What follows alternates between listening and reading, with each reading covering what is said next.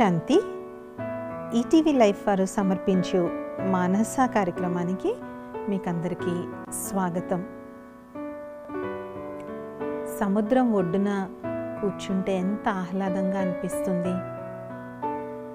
వచ్చి పోయి వెళ్ళే అలల యొక్క దృశ్యం కానీ, ఆ రాపిడి కానీ, ఆ ధ్వని కూడా ఎంతో ఆహ్లాదంగా అనిపిస్తుంది. సూర్యాస్తమం, సూర్యోదయం సమయంలో ఆకాశమంతా ఎవరైనా రంగులు చిందించారా అంత సుందరంగా ఉంటుంది, ముగ్ధ మనోహరంగా ఉంటుంది. ఆ సమయంలో పక్షులు ఆకాశంలో ఎంతో ఎత్తున ఎగురుతూ ఉంటాయి. నేను కూడా ఒక పక్షిలాగా అయ్యి ఎగిరిపోతే బాగుంటుంది అనేంతగా ఆ దృశ్యం చూడ చక్కనిదిగా ఉంటుంది. అలాగే ఒక జలపాతం గుండా నీటి తుప్పర్లు శరీరం మీద పడుతూ ఉంటే అది మ్యాజికల్గా ఒక మాయలాగా అనిపిస్తుంది. పక్షుల కిలకిల రావాలు అదొక చిన్న పార్క్లోనే కావచ్చు, కానీ ఎంత సుందరంగా, ఎంత సుమధురంగా ఉంటాయి. ఇవన్నీ మన చుట్టూ కనిపించే చిన్న చిన్న అందాలు, కానీ వాటి వల్ల మనిషి ఎంతో సేద తీరుతాడు, ఎంతో ఆహ్లాదాన్ని పొందుతాడు. అదే ప్రకృతి. వాస్తవంగా ప్రకృతి అంటే కేవలం చెట్లు పుట్టలే కాదు, మనిషి కూడా ప్రకృతే. మనిషి కూడా ఈ ప్రకృతి నుంచి ఉద్భవించినటువంటి వాడే. ఈ పంచతత్వాలు కలిస్తేనే ఒక మానవుడు తయారవుతాడు. అందులో ఎప్పుడైతే చైతన్య శక్తి ఆత్మ ప్రవేశిస్తుందో అదే జీవాత్మ. ఆత్మ ఆ పంచతత్వాలతో తయారైన శరీరంలో ఉన్నంత వరకు అన్నీ అనుభవిస్తుంది. ఒక్కసారి ఆ శరీరం వదిలి వెళ్ళిపోతే దాన్ని ఐదర్ పూజ చేస్తారు, లేదంటే తగలపెట్టేస్తారు. అంటే ప్రకృతి నుంచి వచ్చిన శరీరాన్ని మళ్ళీ తీసుకెళ్ళి ప్రకృతిలోనే నింపేస్తారు. కాబట్టి ప్రకృతికి మానవునికి అంత దగ్గర సంబంధం ఉంది. గత కొన్ని సంవత్సరాలుగా పర్యావరణపై ప్రపంచమంతా దృష్టిని కేంద్రీకరించింది.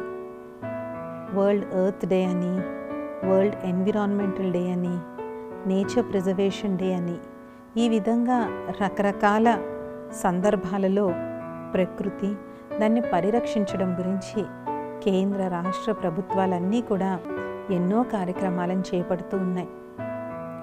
మంచి పరిణామం ఏంటి అంటే, చాలా కింది స్థాయిలో అంటే స్కూల్స్, కాలేజెస్, హాస్పిటల్స్, మున్సిపాలిటీస్, పంచాయతీలు వీళ్ళందరూ కూడా పర్యావరణాన్ని కాపాడడానికి నడుం బిగించారు. భారతదేశాన్నంతా పచ్చదనంతో నింపాలి అనేటువంటి ప్రత్యేక కార్యక్రమాలు మనం అనేక చోట్ల చూస్తూ ఉంటాం. మరి ప్రకృతితో మానవునికి ఇంత అవినాభావ సంబంధం ఉంది. పంచతత్వాలు అంటే ఏంటి? భూమి, నీరు, ఆకాశం, అగ్ని, వాయువు. ఈ పంచతత్వాలు మన శరీరంలో ఉన్నాయా లేదా? నీరు ఉంది. భూమి అంటే మట్టి, అది కూడా మన శరీరంలో ఉంది ఎముకల రూపంలో. అలాగే వాయువు, శ్వాస లేనిదే మానవ జీవితమే లేదు. అలాగే ఆకాశం అంటే స్పేస్, శరీరంలో కూడా ఎంతో స్పేస్ ఉంటుంది. ఫైనల్గా అగ్ని, మెటబాలిజం అవ్వచ్చు, ఆకలి అవ్వచ్చు, ఇవి అన్నీ కూడా అగ్నికి సంబంధించినటువంటివి. ఏవైతే బయట పంచతత్వాలు ఉన్నాయో ఆ పంచతత్వాలు ఈ దేహంలో కూడా ఉన్నాయి. ఈ ప్రపంచంలో 3 అతిపెద్ద శక్తులున్నాయి. అన్నిటికన్నా మొట్టమొదటి శక్తి భగవంతుని శక్తి, రెండవది మానవుని శక్తి అంటే మానవాత్మ యొక్క శక్తి, మూడవ శక్తి ప్రకృతి. ప్రకృతిలో ఒక చాలా సుందరమైన లక్షణం ఉంటుంది. అది చాలా సాఫ్ట్గా ఉన్నట్టు అనిపిస్తుంది. నిస్త్రాణంగా ఉన్నట్టు అనిపిస్తుంది, ఎప్పుడూ ఉంది కదా అనిపిస్తుంది. కానీ ఒక్కసారి చిన్న కంపన వచ్చింది అంటే, చిన్నగా దాంట్లో డిస్టర్బెన్స్ వచ్చిందంటే ఊహించనంత ప్రభావం దానివల్ల పడుతుంది. ఒకప్పుడు చూడండి, గాలిలో ఇంత కాలుష్యం ఉండేది కాదు. ఇన్ని భూకంపాలు, సునామీలు, వీటి గురించి మనం ఎప్పుడూ వినలేదు. అలాగే నీరు కూడా ఎంతో స్వచ్ఛంగా ఉండేది. మామూలుగా కొళాయి తిప్పుకుంటే వచ్చే నీరు తాగడానికి పనికొచ్చేది. ఇంకా ముందుకెళ్తే మామూలుగా నదుల్లోంచి బిందెల్లో నీళ్లు పట్టుకెళ్ళేవారు, అది మరిగించుకొని తాగేవారు. తర్వాత కొన్నాళ్ళకి కొళాయి వాటర్ వచ్చింది, తర్వాత ఫిల్టర్ వాటర్ వచ్చింది, ఇప్పుడు ఆర్ఓ వాటర్ వచ్చింది. ఆర్ఓ వాటర్ కన్నా ఇంకా కెంగల్ వాటర్ అని ఇంకా ఇంకా ఇంకా ఇంకా దాన్ని ప్యూరిఫై చేసేస్తూ ఉన్నారు. అలాగే భూమి, ఈ ప్రపంచంలో గొడవలన్నిటికీ జరగడానికి ఎంత పెద్ద యుద్ధాలైనా లేదంటే చిన్న గల్లీ తగువులైనా ఎక్కువలో ఎక్కువ వచ్చేవి దేని గురించి? భూమి గురించి వస్తాయి. ఇది నా స్థానం అని ఒకరు అంటారు, ఇది నా స్థానం అని ఒకరు అంటారు. నువ్వు నా స్థానాన్ని ఆక్రమించావంటారు, లేదంటే వేరే వాళ్ళ స్థానాన్ని ఆక్రమించడానికి ప్రయత్నం చేస్తారు. సో భూమి పట్ల కూడా చాలా గొడవలు, తగువులు, యుద్ధాలే జరుగుతూ ఉన్నాయి. ఇంకా ఆకాశంలో ఒకప్పుడు రాత్రి చూస్తే చక్కగా నక్షత్రాలు కనిపించేవి. ఇప్పుడు చంద్రుడు పక్కన ఒక చిన్న నక్షత్రం తప్ప అసలు నక్షత్రాలే కనిపించడం మానేసి. అలాగే నక్షత్రాలు ఏమి ఎక్కడికి వెళ్ళిపోలేదు, అవి అక్కడే ఉన్నాయి. అంటే అంత పొల్యూషన్ ఉందన్నమాట. అసలు ఆకాశం నిండా నక్షత్రాలు చూసి పెద్ద పెద్ద నగరాల్లో అయితే ఎన్ని నెలలైందో, సంవత్సరం కూడా అయి ఉండొచ్చు.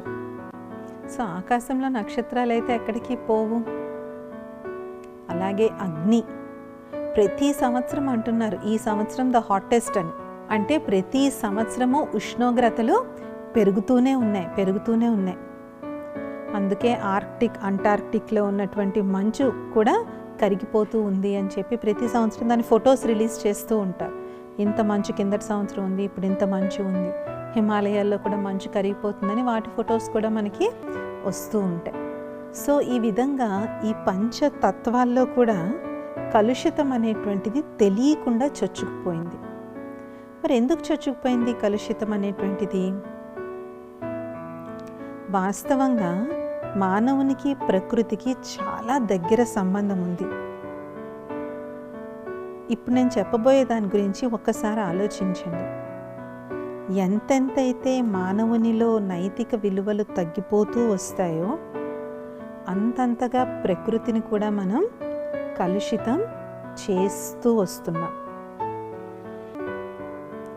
ఎంతెంతగా ఈ పంచవికారాలు, కామ, క్రోధ, లోభ, మోహ, అహంకారాలనే పంచవికారాలు పెరుగుతూ ఉంటే దాని ప్రభావం అంతంతగా ప్రకృతిపై పడుతూనే ఉంటుంది.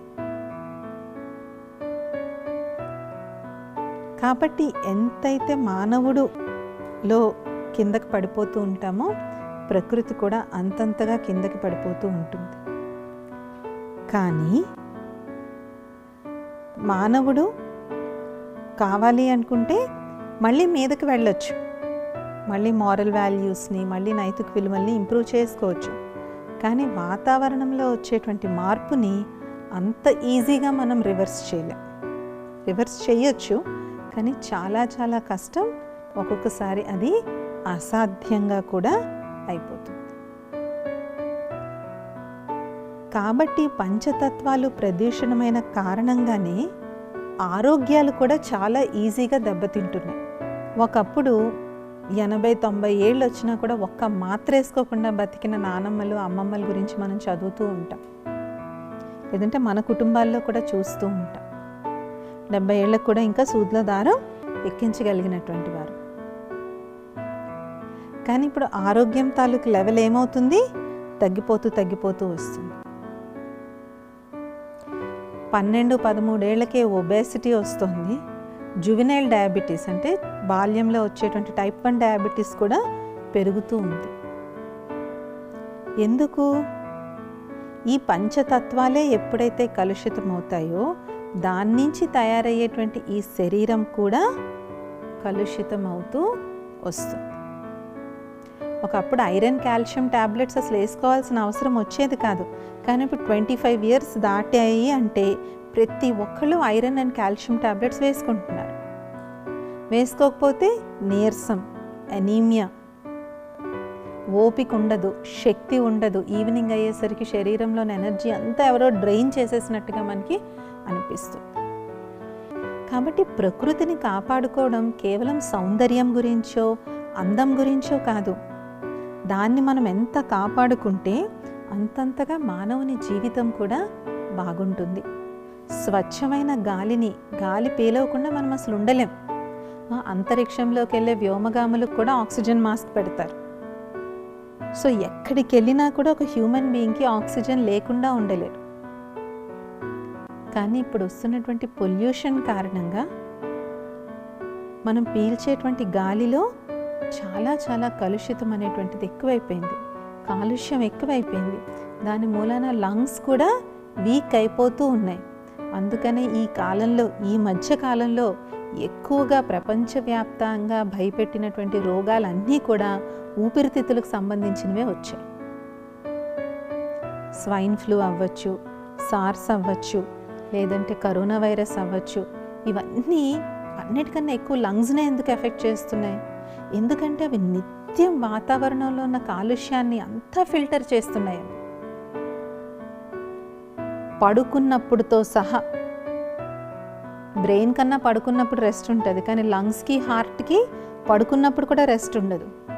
తల్లి గర్భంలో మొదలైంది మళ్ళీ తుది శ్వాస విడిచేంత వరకు లంగ్స్ వాటిని ప్యూరిఫై చేస్తూనే ఉంటాయి. దీనికి తోడు బ్యాడ్ హ్యాబిట్స్, స్మోకింగ్ లేదంటే ప్యాసివ్ స్మోకింగ్, లేదంటే ఎక్కువగా స్మోకింగ్ చేసే ఏరియాస్లో ఉన్నట్లయితే సెకండ్ హ్యాండ్ స్మోకింగ్ అంటారంటే దాని ఎఫెక్ట్ వీళ్ళకి పడుతుంది. దానివల్ల కూడా ఊపిరితిత్తులు చాలా మటుకు వీక్ అయిపోతూ వస్తుంది. నెక్స్ట్ ఇప్పుడున్న అతిపెద్ద సమస్యలు ఏంటి? Digestion issues. చిన్న పెద్ద అందరికీ కూడా ఎసిడిటీ, ఇండైజెషన్, కాన్స్టిపేషన్, గ్యాస్ ఇలాంటి పొట్టకు సంబంధించినటువంటి వ్యాధులు కూడా చాలా పెరుగుతున్నాయి. దానికి 2 కారణాలు ఉన్నాయి. ఒకటి కలుషితమైన ఆహార పానీయాలైతే, రెండోది ఏది పడితే అది ఏ టైంకి పడితే ఆ టైంకి తినడం. ఇది కూడా ప్రకృతికి విరుద్ధంగానే. చూడండి, శరీరానికి న్యాచురల్గా ఒక టైంకి ఆకలేస్తుంది అంటే ప్రకృతి ధర్మం ప్రకారంగా ఆ టైంకి మనం ఆహారం స్వీకరించాలి. మనకి ఒక రోజుకి ఒక టైం. చాలామంది ఇళ్లలో రాత్రి 10ంటికి వంట చేయడం మొదలెట్టి రాత్రి 11:30, 12ంటికి భోజనం చేస్తారు. లాంగ్ స్టాండింగ్ అలా చేస్తే ఏమవుతుంది? 30 ఏళ్లకే ఇండైజెషన్, కడుపులో అల్సర్స్, దానివల్ల హెర్నియాస్ ఇలాంటివన్నీ కూడా ఎంతో ఎక్కువగా అయిపోతూ ఉన్నాయి. సో ఫైనల్గా ఏ లగ్జూరియస్ లైఫ్, ఒక కంఫర్టబుల్ లైఫ్ లీడ్ చేయడం కోసం మనం పరిగెడుతున్నామో, నేను చాలా లగ్జరీగా ఉండాలి, నేను చాలా కంఫర్టబుల్గా ఉండాలి అని, వాటన్నిటినీ ఎంజాయ్ చేయడానికి ముందు ఆరోగ్యంగా ఉండాలి. కాబట్టి దేని వెనకాతలైతే మనం పరిగెడుతూ ఉన్నామో దాన్ని ఎంజాయ్ చేయడానికన్నా ముందు మన దగ్గర ఆరోగ్యం ఉండాలి, శక్తి ఉండాలి, సత్తు ఉండాలి. లేకపోతే అవి ఉన్నా సరే జస్ట్ అలా ఉంటాయి అంతే. కాబట్టి నేచర్ని కాపాడడం, నేచర్ని పరిరక్షించడం, నేచర్ని పరిరక్షించడం కేవలం ఒక ప్రాజెక్టో, ఒక స్కీమో, ఒక పేపర్లో ఫోటో వేయించుకోవడమో కాదు. అది మన జీవితానికి ఎంతో ఉపయోగకరమైనటువంటిది. ఇవి శారీరక బెనిఫిట్స్. నెక్స్ట్ మానసికంగా కూడా మనిషి ఎంత ప్రకృతితో కలిసి జీవిస్తాడో మనసు అంత ఆహ్లాదంగా ఉంటుంది. బికాజ్ ప్రకృతి మనిషి కలిపి జీవించడానికి అనేటువంటిది భూమి తయారైంది. ఉదాహరణకి ఏమంటారు? పాలు నీళ్లు అంటారు. అంటే పాలు నీళ్లు కలిస్తే తేడా కూడా మనం చెప్పలేం. అదే పాలల్లో ఒక నూనె చుక్క వేయండి, ఎందుకంటే ఆ రెండు కలిసి బతకడానికి డెన్సిటీ ఒప్పుకోదు. పాల తాలూకు డెన్సిటీ వేరు, నూనె తాలూకు డెన్సిటీ వేరు, కాబట్టి ఆ రెండు కలవ్వు. అదేవిధంగా మనిషి ప్రకృతితో కలిసి జీవించడానికి డిజైన్ చేయబడ్డాడు, మెషిన్స్తో కాదు, మొబైల్స్తో కాదు, ల్యాప్టాప్స్తో కాదు, ఐప్యాడ్స్తో కాదు. బీచ్ హాలిడే కని వెళ్తారు, ఎదురుగుండా అంత సుందరమైన సముద్రం ఉంటుంది, అక్కడ ఆడుకుని అక్కడ ఎంజాయ్ చేసే బదులు అక్కడ కూడా మనం ఫోన్ మీదే ఉంటాం. ఒక ఫోటో తీసుకుని వెంటనే అప్లోడ్ చేయాలి అంటే ఫోటో తీసుకోవడం తప్పు కాదు, తీసుకోవచ్చు, కానీ ఇంకా అంత కాడికి వెళ్ళడం కోసం అంత ఖర్చు పెట్టి అన్ని వేలకు వేలు ఒక్కోసారి లక్షల్లో కూడా ఖర్చు పెట్టుకుని అంత వెకేషన్కి వెళ్ళాల్సిన అవసరం లేదు. ఏ టైంలో ఎక్కడ ఏది ఎంజాయ్ చేయాలో అక్కడ అది ఎంజాయ్ చేయాలి. ఒక ఫంక్షన్కి వెళ్ళాం, ఒక పెళ్ళో ఒక పార్టీయో జరుగుతుంటే అక్కడ ఒక 100 ఫోటోలు తీసుకున్న అర్థం ఉంది, కానీ మనం రిలాక్స్ అవ్వడానికి వెకేషన్కి వెళ్ళాం, ఆ వెకేషన్లో కూడా ఫోటోలు తీసుకునే దాంట్లోనే బిజీగా ఉంటే ఇంకా వెకేషన్ ఎప్పుడు ఎంజాయ్ చేస్తాం మనం? కాబట్టి మనిషి ప్రకృతితో కలిసి జీవించడానికి డిజైన్ అయింది ఈ ఎంటైర్ బాడీ, ఎందుకంటే దాని నుంచే వచ్చింది. కాబట్టి ఒక మొక్కని పేడలో వేస్తేనే అది బతుకుతుంది, సిమెంట్లో వేస్తే బతుకుతుందా, మార్బుల్ టైల్లో వేస్తే బతుకుతుందా? నేను ఇటలీ నుంచి తెచ్చిన మార్బుల్ అని చెప్పి ఆ ఇటలీ నుంచి తెచ్చిన మార్బుల్ టైంలో మనీ ప్లాంట్ వేస్తే బతుకుతుందా? బతకదు. అది పేడ, ఎర్త్ వామ్స్ అన్నీ ఉన్న మట్టిలోనే బతుకుతుంది అది. అదేవిధంగా మనిషి కూడా స్వచ్ఛమైనటువంటి గాలి, స్వచ్ఛమైనటువంటి నీరు, వీటి మధ్య ఉన్నప్పుడే బతకగలడు. మరి ఇలా అంటే మీరు అడగచ్చు, మరి సిస్టర్ ప్రపంచమంతా మారిపోయిందంటే మేము ఇవన్నీ వదిలేసి ఊరి చివర్లకు వెళ్ళిపోవచ్చు. అక్కర్లేదు. కొంతలో కొంత టైం అన్నా ప్రకృతి మధ్యలో గడపడానికి ప్రయత్నం చేయండి. దీనికోసం ఏదో పెద్ద పార్కులు, పెద్ద బీచ్లో ఉండాల్సిన అవసరం లేదు. మనం చూస్తూ ఉంటాం ఎంతోమంది వాళ్ళ చిన్న చిన్న అపార్ట్మెంట్స్లోనే ఎన్నో మొక్కలు పెంచారు, టెర్రస్ గార్డెనింగ్ చేశారు అని. మీకు దాని మీద ఇంట్రెస్ట్ ఉండి చేస్తున్నారా, దాన్ని ఏమన్నా ఒక హాబీగా చేస్తున్నారన్న విషయం పక్కన పెడితే, ఇంట్లో ఉన్నటువంటి కాలుష్యాన్ని తీసేసేటువంటి చాలా చౌకలో మంచి మంచి మొక్కలు దొరుకుతాయి. ఆ మొక్కలు కానీ మనం ఇంట్లో పెట్టుకున్నట్లయితే అవి ఏం చేస్తాయి, ఇంట్లో ఉన్న టాక్సిక్ గ్యాసెస్, పొల్యూషన్ ఏదన్నా ఉంటే దాన్ని అంతా పీల్చేసుకుని స్వచ్ఛమైన ఆక్సిజన్ ఇస్తుంది. సో బయటికి వెళ్ళినప్పుడు కాకపోయినా అట్లీస్ట్ ఇంట్లో ఉన్నప్పుడైనా మనం ప్యూర్ ఆక్సిజన్ పీలుస్తూ ఉంటాం.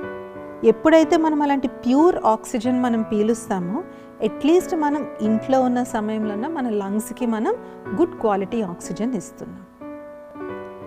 రెండవది నియమబద్ధంగా ప్రాణాయామం యొక్క అభ్యాసం. ప్రాణాయామం వల్ల 2 రకాల బెనిఫిట్స్ ఉంటాయి. ఒకటి, లోపల ఉన్న పాయిజనస్ వేస్ట్ గ్యాసెస్ ఏవైతే ఉంటాయో అవి అన్నీ కూడా బయటికి పోతాయి, ప్లస్ లంగ్స్ తాలూకా కెపాసిటీ పెరుగుతుంది.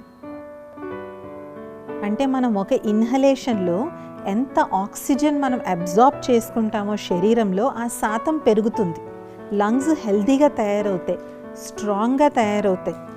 ప్రాణాయామం వల్ల ఎన్నో దురలవాట్ల నుంచి కూడా దూరం అవుతారు, ఎందుకంటే నిగ్రహం వస్తుంది.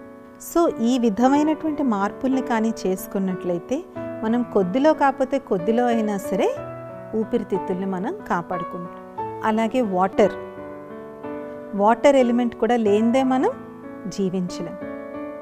సో వీలైనంత వరకు మనం జలాల్ని కలుషితం చేయకూడదు. బీచ్కి వెళ్తారు, అక్కడే తింటారు, అక్కడే అన్నీ పడేస్తారు. ఉపయోగం ఏముంది దానివల్ల? తినిన వేస్ట్ అంతా అక్కడే పడేస్తారు. ఏదో ఒక 10 రూపాయల ఐటెం ఏదో కొనుక్కుంటారు, తిన్న తర్వాత ఆ కవరు అక్కడే పడేస్తారు. అది సముద్రం, అది డస్ట్బిన్ కాదు. ఆ ప్లాస్టిక్ వల్ల సముద్రాలు చాలా చాలా కలుషితం అవుతూ ఉన్నాయి. కాబట్టి నేను ఎంతవరకు చేయగలనో అంతవరకు వాతావరణంలో కాలుష్యాన్ని మనం వ్యాప్తి చేయకూడదు. అలాగే రోడ్డు మీద కొన్ని వెహికల్స్ వెళ్తూ ఉంటాయి, ఆ ఒక్క వెహికల్ వెళ్ళిందంటే వెనకాతలు 10 వెహికల్స్ ఆగిపోవాలి, అంత పొల్యూషన్ వస్తూ ఉంటుంది వాటి నుంచి. కొంతమంది ప్రైవేట్ వెహికల్స్ కూడా, అంటే వాళ్ళు పర్సనల్గా ఇప్పుడు పబ్లిక్గా వాడే వెహికల్స్ వేరు, ప్రైవేట్గా అంటే ఎవరు పర్సనల్ వెహికల్స్ ఉంటాయి కదా, అవి కూడా ఎంతో కాలుష్యాన్ని వెదజల్లుతూ ఉంటాయి. అవన్నీ మన చేతిలో ఉన్నటువంటి కేర్.